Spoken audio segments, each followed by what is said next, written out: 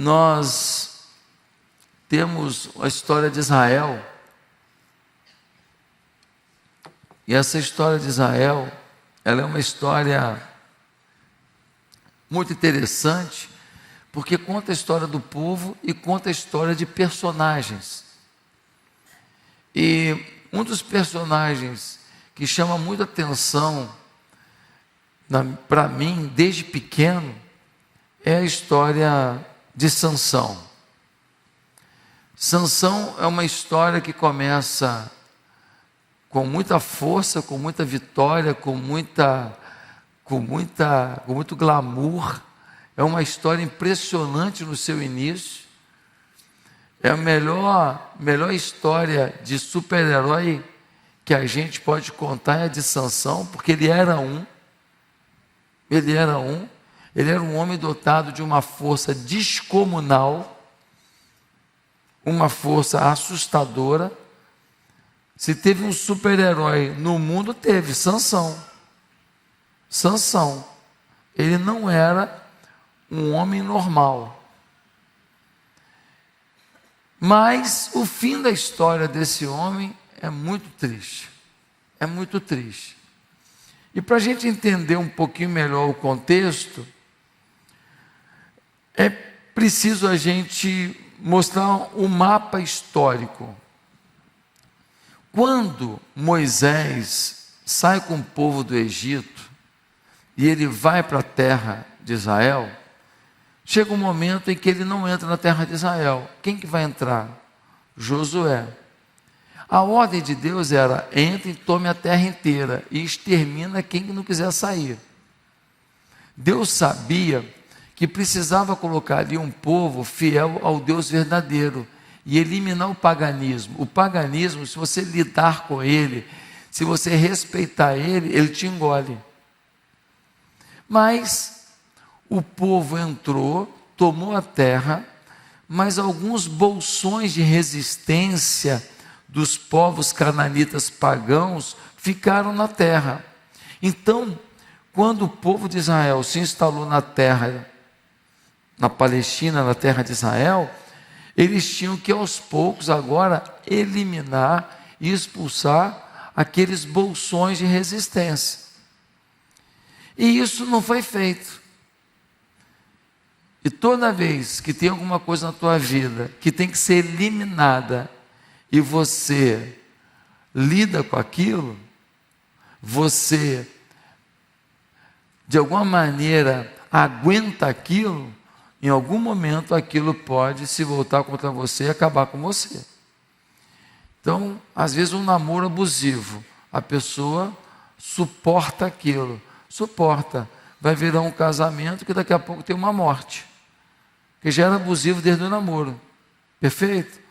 Um sócio que está te roubando, você, mas ele também me ajuda nisso, vai suportando, ele não te presta conta de nada, tem que ser do jeito dele, um dia ele vai roubar tudo de uma vez só, tá certo? Quem deixou? Você.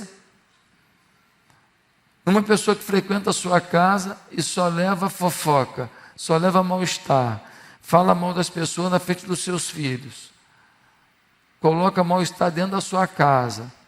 Uma pessoa que não tem respeito, que faz umas brincadeiras com o seu marido, que mulher não deve fazer essas brincadeiras com o marido de ninguém. Ou um cara que faz umas brincadeiras com a sua mulher, que o homem não deve fazer essa brincadeira com a mulher de ninguém.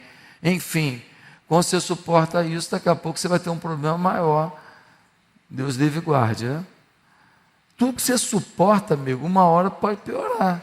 Então, você tem que saber a hora de atacar, você tem que ter inteligência para atacar, você não pode comprar qualquer briga de qualquer maneira, mas você tem que tomar cuidado para não suportar na sua vida alguma coisa que uma hora vai te sufocar e você vai morrer sufocado, tá certo? Então, esse povo cananeu, eles estavam lá em alguns bolsões, e o povo de Israel deixando, não, qualquer hora a gente elimina o que falta.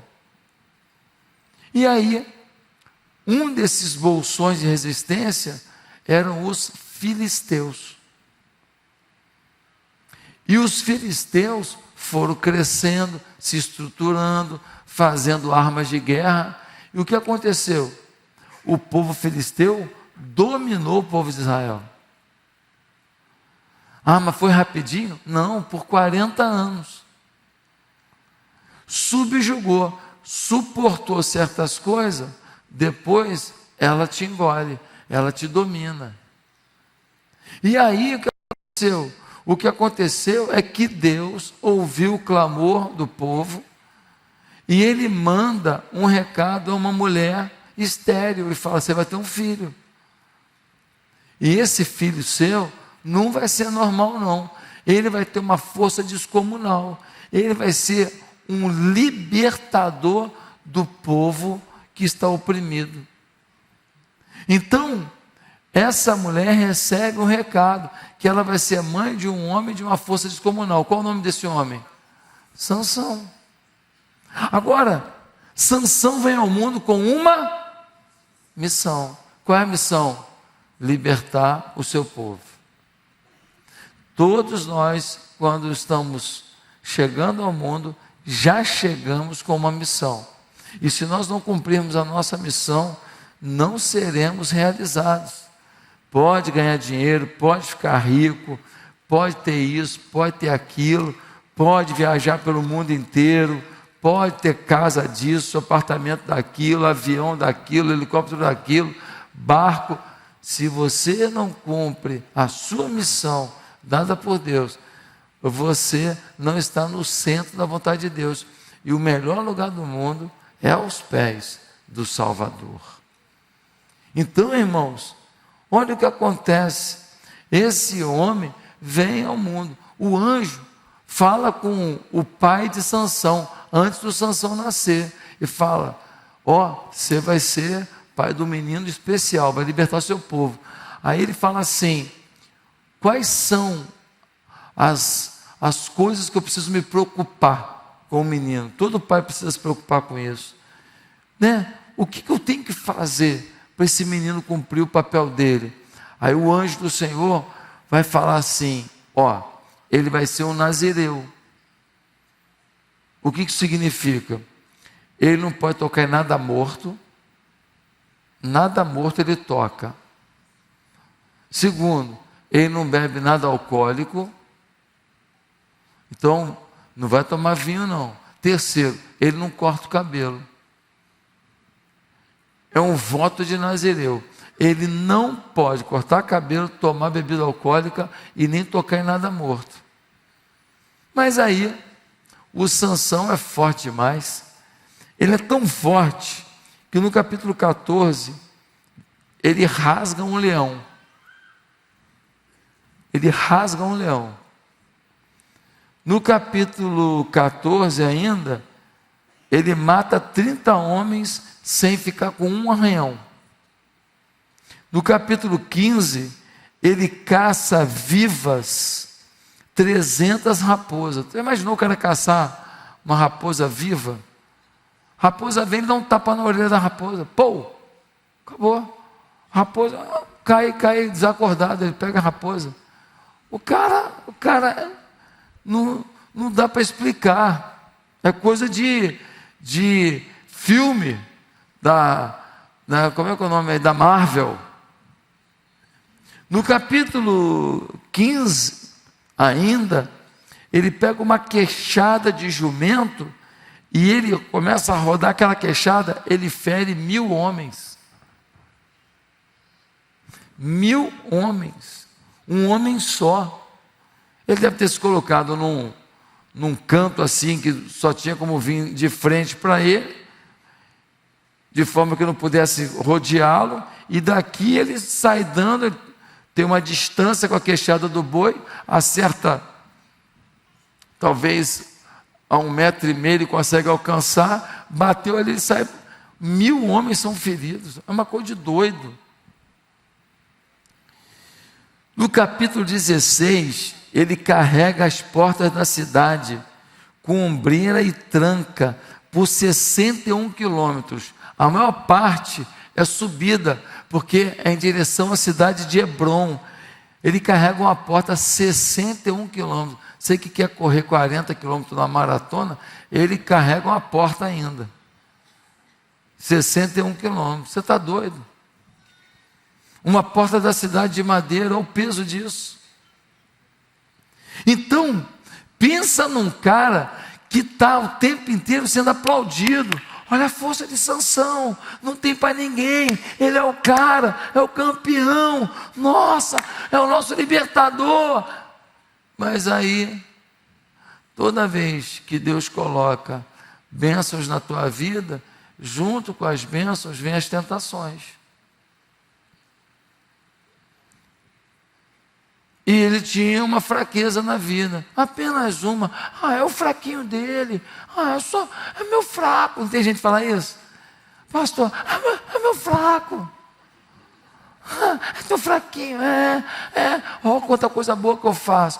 Meu fraquinho. Qual é o teu fraquinho? Mulher. Ele não podia ver mulher. E ele tinha o dedo podre. Ele só escolhia a mulher sem vergonha. As mulheres vendiam ele, tentavam enganar ele o tempo inteiro. As mulheres queriam descobrir o segredo dele, de onde vinha a força dele, para contar aos filisteus. Porque os filisteus não entendiam de onde que vinha a força desse camarada. Ele é indestrutível. Naquela época não tinha revólver, né? Se tivesse revólver, não tinha valentão nenhum. Mas não tinha revólver, irmão. Não tinha fuzil. Então, é na mão, e na mão não tinha jeito. Até que ele confiou numa mulher chamada Dalila. Você conhece a história. E a Dalila era uma mulher muito sedutora. A Dalila tinha uma capacidade de enfeitiçar o Sansão impressionante. Porque ela demonstrava claramente que estava tentando traí-lo, pegar o segredo dele para ter aquela força toda e passar aos filisteus. Mas o idiota não notava. Então assim, quando alguém está te enganando, quando alguém está mentindo para você, e você insiste, acho que não, você é idiota, é isso mesmo. Sabe, ele foi idiota. A mulher entregou, ele contou o segredo que era mentira. Ela contou para os filisteus. Os filisteus vieram. Depois ele contou que o segredo era outra coisa, era mentira. Os filisteus vieram. Como é que ele não notou que era ela que estava contando para os filisteus os segredos que ele contava? Até que um dia o idiota contou a realidade. Eu não posso cortar o meu cabelo. Eu tenho voto de nazireu. E então eles vêm e acontece o quê? Eles cortam o cabelo de Sansão. E Sansão agora fere o seu voto. Irmão, não é a questão do cabelo, é a questão do voto. Não é a questão do cabelo, é o voto. O voto de nazireu envolvia não tocar em coisa morta, não beber. O Sansão explodiu as 3. Um dia ele viu lá um mel, lá num bicho morto, ele viu lá que uma abelha se instalou ali, numa carcaça, ele foi lá e comeu o mel, ele tocou em coisa morta, não podia, bebida, e depois ele agora corta o cabelo, ele feriu os 3 termos do voto. Ei, se você descumpre votos a Deus, não espere que a sua força seja a mesma, não espere que a sua vitória seja a mesma, que os seus dons e talentos sejam os mesmos, que a bênção do Senhor seja a mesma. A gente não pode ferir os votos a Deus. Nós um dia dissemos que a gente cria em Cristo como nosso Senhor e Salvador. Um dia a gente diz que Ele era o Rei da nossa vida. Um dia a gente desceu as águas dizendo, eu morro para o mundo, eu ressuscito para Cristo. Por que que a gente ainda está na igreja olhando para o mundo e com inveja de quem vive o mundo? Por quê? Curta a vida, faça coisas legais, mas você não precisa de algumas ofertas que o mundo dá. A praia ainda é para todos. Um ovinho frito no pão ainda é para quem consegue pagar. para quem consegue pagar, né? Gema mole, adoro, salzinho.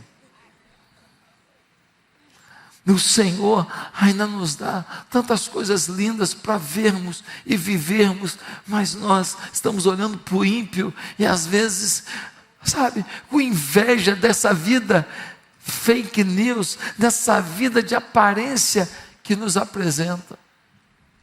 E aí, meus irmãos, qual é o desfecho da vida de Sansão? Ele morre, e morre muito mal.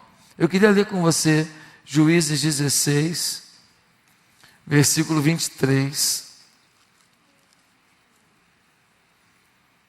Diz assim: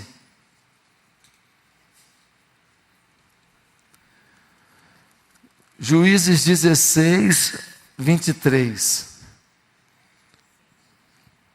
Os líderes dos filisteus se reuniram para oferecer um grande sacrifício a seu deus Dagom e para festejar. Comemorando sua vitória, diziam: o nosso Deus entregou o nosso inimigo Sansão em nossas mãos. Quando o povo o viu louvando o seu Deus, o nosso Deus nos entregou o nosso inimigo, o devastador da nossa terra, aquele que multiplicava os nossos mortos. Com o coração cheio de alegria gritaram: tragam-nos Sansão para nos divertir. E mandaram trazer Sansão da prisão, e ele os divertia. Quando puseram entre as colunas, Sansão disse ao jovem que o guiava pela mão: ponha-me onde eu possa apalpar as colunas que sustentam o templo, para que eu me apoie nelas. Eu não sei se você lembra, Sansão está cego. Cortaram o cabelo, ele perdeu a força, os filisteus o prenderam e eles vazaram os seus olhos. E ele entra no templo de Dagom, que é um templo filisteu, é um templo pagão, e ele entra e tem mais de 3.000 pessoas festejando, e rindo, e humilhando, e falando: olha lá o palhaço, era um super-herói. Ele matava os filisteus, olha lá quem ele é agora, um nada. E aí no versículo 27, homens e mulheres lotavam o templo, todos os líderes dos filisteus estavam presentes, e no alto, na galeria, havia cerca de 3.000 homens e mulheres vendo Sansão, que os divertia. E Sansão orou ao Senhor: ó soberano Senhor, lembra-te de mim. Ó Deus, eu te suplico, dá-me forças mais uma vez e faze com que eu me vingue dos filisteus por causa dos meus 2 olhos. Então Sansão forçou as suas colunas centrais, sobre as quais o templo se firmava, apoiando-se nelas, tendo a mão direita numa coluna e a esquerda na outra, disse: que eu morra com os filisteus. Em seguida, ele as empurrou com toda a força, e o templo desabou sobre os líderes e sobre todo o povo que ali estava. Assim, na sua morte, Sansão matou mais homens do que em toda a sua vida. Foram então os seus irmãos e toda a família do seu pai para buscá-lo. Trouxeram-no e o sepultaram em Zorá e Estaol, no túmulo de Manoá, seu pai. Sansão liderou Israel durante 20 anos. 20 anos de força, 20 anos protegendo o seu povo, mas se deixou levar pelos seus desejos, pelo pecado, e então ele é preso, seus olhos são furados, e ele é levado para o templo de Dagom, aonde eles festejam a vitória sobre o homem de Deus. Pastor, por que você está contando essa história? Porque essa história da festividade no templo de Dagon é o que está acontecendo na nossa cidade. É o que está acontecendo no nosso país. Está acontecendo uma festa de Dagon, uma festa pagã, uma festa de invocação de deuses que são deuses ligados a Satanás. Invocação de deuses que não são o Deus verdadeiro, o Criador do céu, da terra, do mar e de tudo que neles há. Nosso povo está numa festividade pagã, se entregando. Ontem eu viajei e ontem voltando, eu passei numa cidadezinha e um monte de gente na rua, com roupas menores, gente de noite com roupa indecente no meio da rua, e todo mundo muito alcoolizado e tudo. Esse é o momento que nós vivemos no país. Estão oferecendo oferendas àquilo que não agrada a Deus em plena Sapucaí. Nós temos os bailes aonde as orgias acontecem, a imoralidade acontece. Nós temos um consumo de drogas absurdo. Nós temos acidentes, os recordes de acidentes acontecem no período do carnaval. Os recordes de esfaqueamento, morte por arma, de crime no país acontecem nesse período.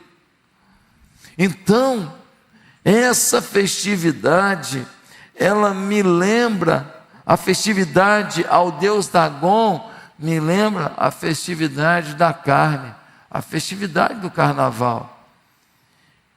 E aí, por que eu digo que as duas coisas são um paralelo? Porque, na verdade, eles estavam numa festa, ia todo mundo morrer, sim ou não? Eles estavam numa festa que desagradava a Deus, sim ou não? E quem está nessas festas aí,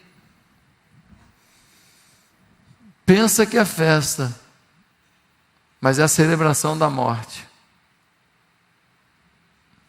Celebração da morte do caráter, de um casamento, e para alguns, celebração da fé, e para alguns, morte física, porque não sairão desse momento vivos. E aí eu digo que a festa de Dagon, assim como o carnaval, tem alguns paralelos. Primeiro, essa festa leva pessoas a festejarem mesmo à beira da desgraça e da morte. No versículo 23, diz: os líderes dos filisteus se reuniram para oferecer um grande sacrifício a seu Deus Dagon. É o que acontece no carnaval. Ninguém esconde mais isso. Ninguém esconde mais que o carnaval é uma oferenda também a deuses pagãos. Ninguém esconde mais. E para festejar, a oferenda pagã é acompanhada de festejo. Igualzinho. Igualzinho. Só tem um problema. O problema é que minutos depois o templo de Dagon vai ser derrubado, porque Sansão, cego, enfraquecido, ele bota a mão em duas colunas do templo, ele ora a Deus e fala: Deus, me dá forças novamente, e Deus dá, e ele empurra as colunas, e o templo de Dagon cai. Só na galeria tinha 3.000 pessoas. Toda a liderança dos filisteus estava na nave principal festejando. E todos morreram de uma vez só. É o carnaval. Está morrendo família, está morrendo a paz, está morrendo os sentimentos, está morrendo a moral, está morrendo valores, está morrendo a fé, e o cara está festejando.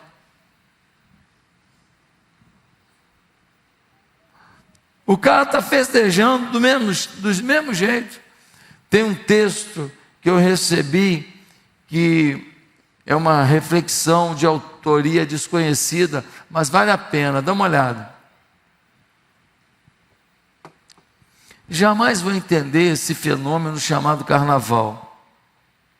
Um povo sofrido, roubado, explorado, muitas vezes sem perspectivas, de uma hora para outra explode numa alegria sem motivo, sem limite, sem pudor. Homens que até a sexta-feira trabalharam de terno e gravata, no sábado vão para as ruas maquiado, vestido de mulher, sutiã por cima do peito, peludo, braços e pernas cabeludas, numa imitação grotesca e sem sentido do sexo feminino. Mulheres que se matam em trabalhos, muitas vezes degradantes e mal remunerados, sofrem nas filas de hospitais e creches, aparecem na passarela cobertas de brilho e rebolando, como se não houvesse o amanhã. Os canalhas do poder adoram essa orgia sem sentido, porque pelo menos por alguns dias o povo está olhando para o outro lado, enquanto eles continuam sugando cada gota de sangue e cada centavo que puderem roubar. As ruas estão tomadas de foliões urrando de alegria, e me pergunto: você está alegre por quê? Sua vida melhorou de ontem para hoje? Seu salário aumentou? Seu filho entrou numa boa escola? Se você cair de um trio elétrico e quebrar a cabeça, vão te levar para um hospital bom? Você terá água em casa para tomar banho quando voltar da gandaia? Então me explica, está rindo de quê? Você irá para a rua com esta mesma vontade para protestar contra esta roubalheira absurda que está destruindo o nosso país? Por estas e outras que os governantes adoram o carnaval, e eu jamais vou entender porque o nosso povo é tão sofrido e tão alienado. Nós já sabemos o que diz a teoria comunista. Se você quer manter um povo debaixo de um domínio, dê para eles o quê? Pão e circo. Pão e circo. Dá um bolso alguma coisa e promove as festas, promove as coisas para eles se divertirem, dá dinheiro para os artistas que apoiam vocês, que fazem o mal também, dá dinheiro para dar circo para esse povo. E é assim que o nosso povo continua com milhões de desempregados, é assim que aquele que estava querendo comer uma carne boa, não está conseguindo comprar nenhum ovo. E é assim que os nossos hospitais continuam com falta de medicamento. E é assim que ainda falta saneamento básico na residência de mais da metade da população brasileira. E é assim que as meninas ainda se prostituem nas estradas do Brasil, vendidas pelos seus próprios pais. E é assim que nos portos, como de Macapá e outros, as meninas são vendidas pelos seus próprios pais para serem abusadas pelos marinheiros. É impressionante como tem gente que ignora tudo que está passando quando é carnaval. Quando é carnaval, parece que o Brasil vira uma maravilha, é todo mundo se divertindo, é todo mundo pulando. Parece que sexta-feira, aquela vida difícil, aquelas lutas, tudo acabou. 4 dias de folia, parece que agora está tudo resolvido. É assustador. Pastor, você veio aqui hoje para falar mal do carnaval? Não, eu vim para falar da nossa identidade diante do carnaval. Vim falar da nossa postura. Vim falar da gente ter boca que fala, boca que profetiza, vem falar da gente não se calar, vem falar da gente ajudar o nosso povo, da gente amar a nossa gente, da gente não achar bonitinho o cara falar para a gente que foi para o carnaval e foi, e que tá certo, não, e tem que falar. Quer ir para o inferno? Pode ir. Quem quer ir para o inferno pode ir, mas o carnaval é o lugar do inferno. Quem quer ir é um direito dele. Tem gente que você orientou, você deu todo o amor, todo o carinho, você falou, quer ir para o inferno? Vai para o inferno, mas você precisa falar. Você precisa ser voz profética. Mas tem um outro paralelo entre a festa de Dagon e o carnaval. É que essa festa é oferecida a deuses que não podem ajudar as pessoas nas suas dores. A festa de Dagon era oferecida ao deus Dagon, que não podia resolver o problema do povo. Na hora que a casa caiu, Dagon não segurou o templo. Assim como o carnaval também é consagrado no Brasil inteiro a deuses pagãos. Não estou citando o nome de nenhum. É só você olhar as reportagens. A abertura do carnaval em todo lugar, o procedimento é o mesmo. É uma oferenda. Ainda havia um artista famoso participando desse momento em Salvador. E a pergunta que eu faço é se esses deuses pagãos vão tirar as dores do nosso povo sofrido. Se esses deuses pagãos vão salvar os casamentos feridos, vão tirar da depressão as filhas e filhos que choram e que os pais têm que lidar com essa depressão de um filho e de uma filha e não sabe mais o que fazer. Quero saber se esses deuses pagãos vão trazer a paz que o nosso povo precisa. Quero saber se vai trazer a justiça que o nosso país perdeu. Quero saber se vai trazer a dignidade que um trabalhador que sai para trabalhar, que pega um trem, que pega um ônibus, precisa ter para ir trabalhar em paz. Queria saber se as pessoas mais pobres serão respeitadas e não tratadas de qualquer maneira. Quero saber se esse Deus pagão aí, se ele vai resolver o problema de um povo sofrido, da moça que é explorada, que é abusada e que não dá em nada, a não ser que seja alguém midiático. Aí todo mundo, mas a verdade é que as nossas crianças são violentadas e ninguém está nem aí. Quando falaram da ilha de Marajó, o que muita gente fez? Não, é mentira, não tem isso em Marajó não, todo mundo sabe que tem. As crianças são abusadas naquele lugar, é uma prática normal, é da cultura daquele lugar fazer isso. Mas um monte de gente influente falando, não, isso aí é conversa fiada. Eu quero saber se endeusar Dagon resolveu o problema daquele povo. Não, morreu esmagado. O que você está endeusando? Dinheiro, fama, tua empresa, teu lazer, um relacionamento, sexo? O que você está endeusando? Quero saber se o que você está endeusando vai segurar tua onda na hora de uma luta. Quero saber se você está endeusando alguma coisa, um Dagon, se ele vai pagar tua conta na hora que a conta for alta, a conta da dificuldade, a conta do coração ferido, a conta da incerteza, se tem solução que você está vivendo. Porque tem hora que você olha para a situação e você fala, cara, não tem solução esse negócio não. Tem hora que você olha e fala assim, cara, já era. Eu acho que dessa vez eu dancei. O carnaval está aí, estão festejando a carne, estão festejando deuses pagãos, estão festejando o sexo, estão festejando a sensualidade, estão festejando a cachaçada, estão festejando.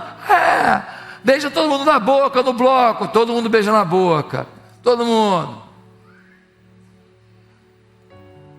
Meu Deus, quanta idiotice. Os 4 dias de carnaval vão passar e a pessoa vai voltar para uma vida que já não era boa, pior do que era. Você tem noção de quantas crianças vão nascer daqui a 9 meses que a mãe não sabe nem quem é o pai?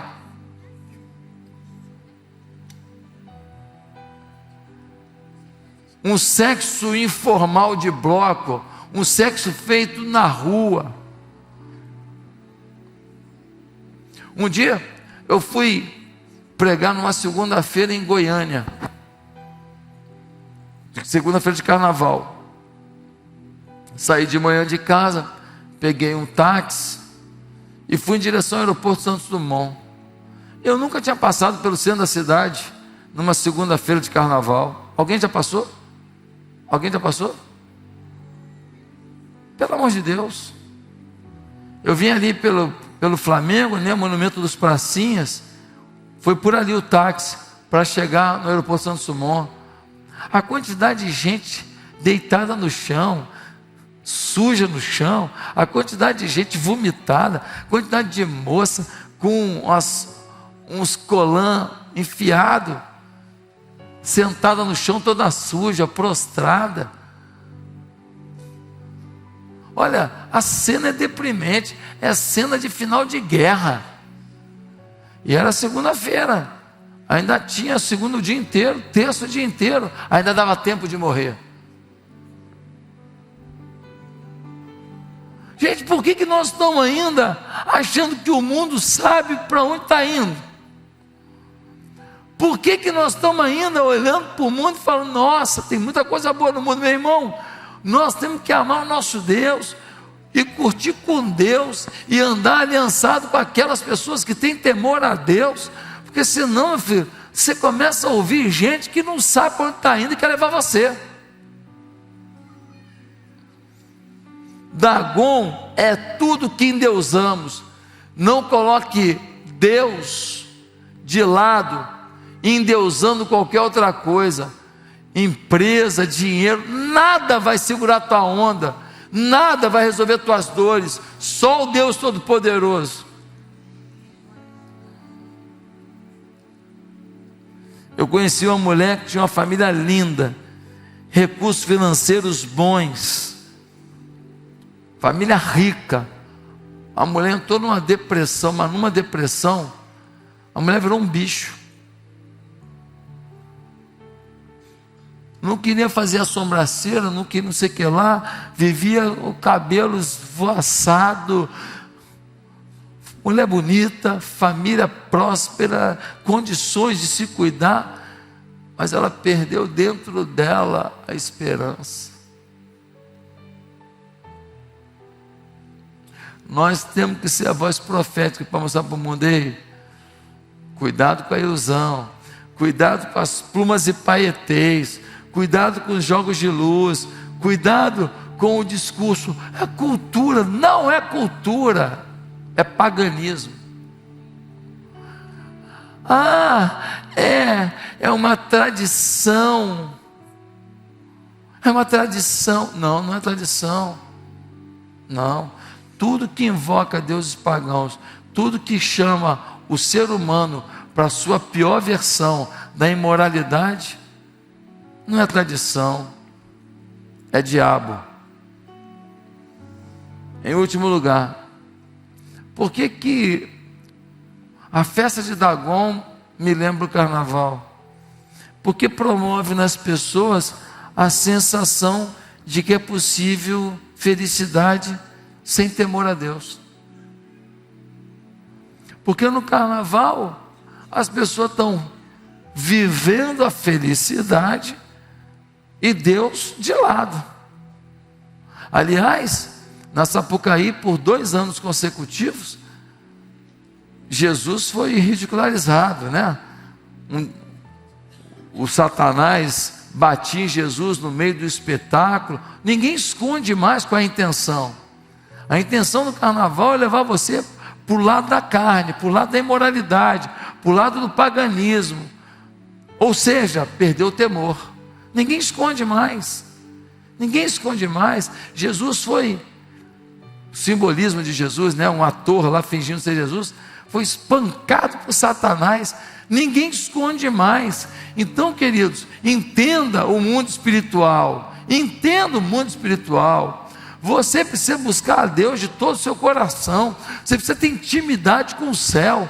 Você vive num mundo de pessoas cegas, que ainda não entenderam que não existe felicidade sem temor a Deus. Estava todo mundo no tempo de Dagon, os caras festejando e humilhando o homem de Deus.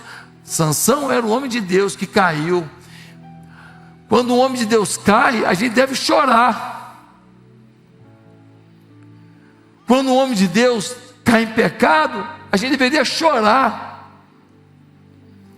É horrível quando um homem de Deus cai, quando uma mulher de Deus cai, é horrível. Uma pessoa que está na igreja, daqui a pouco alguém fala assim: fulano adulterou, saiu de casa, arrumou uma mulher, foi não sei o que lá. É horrível isso, é triste demais.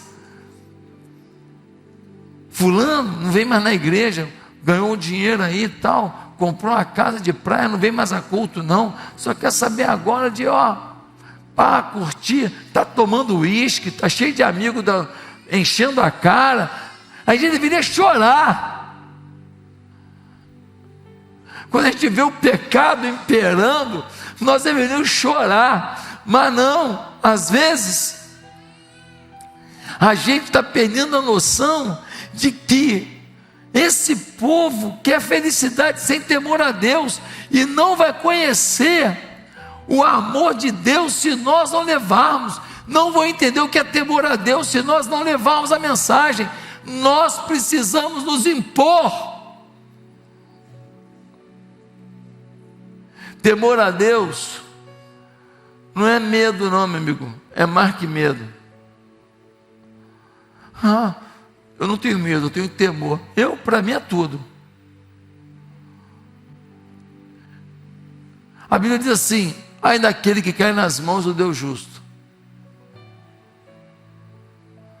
Deus permite um monte de gente bagunçar a vida, um monte de gente frequentar a igreja e viver uma vida impura. Deus permite, Deus tem paciência demais, misericórdia demais.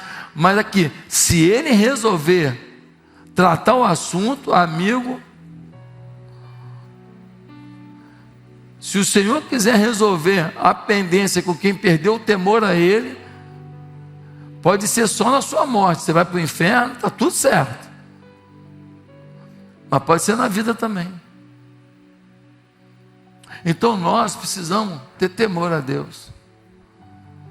Ter temor a Deus é parar de curtir? Não. Ter temor a Deus é parar de festejar? Não. Ter temor a Deus é parar de brincar, de fazer piada? Não. Mas ter temor a Deus é colocar Deus no lugar de Deus. É perguntar o quanto Deus se agrada do que eu estou fazendo. O quanto Jesus faria o que eu vou fazer. O quanto Jesus estaria nesse ambiente em que eu estou fazendo isso. Se você perguntar o que faria Jesus nessa situação, você vai ter a noção do que é certo, do que é errado, do que vale, do que não vale. Você e eu, nós somos os únicos para ensinar para o mundo o caminho do temor. Pastor, mas olha, eles parecem que estão tão divertidos, eles parecem que estão na alegria.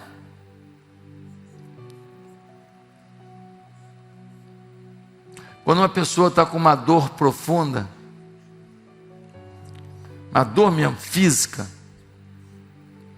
e ela toma um medicamento daqueles brabo, aquelas morfina brabona, ele tem a sensação de que não existe mais dor, mas a dor está lá. Aquele medicamento foi só paliativo. Sabe qual é o problema do mundo? Ele vive de paliativos. E uma coisa que supre hoje não supre amanhã, e o mundo vai avançando, vai avançando. Por quê?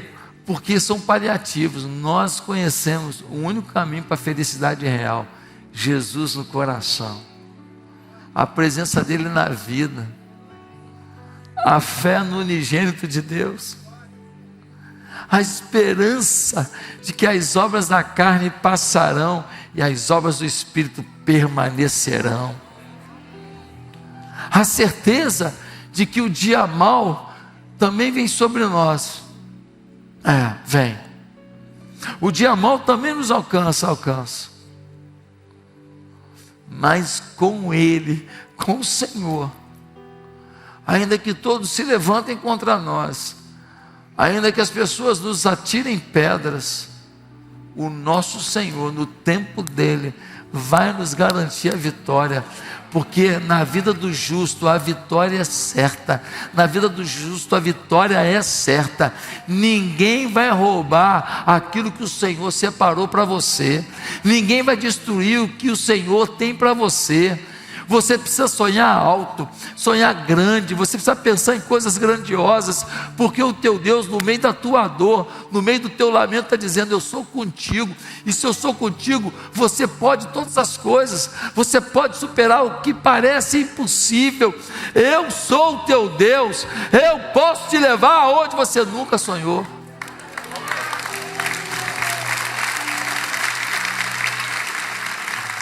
Que o Espírito de Deus resgate no teu coração o temor, e junto com o temor vem a promessa.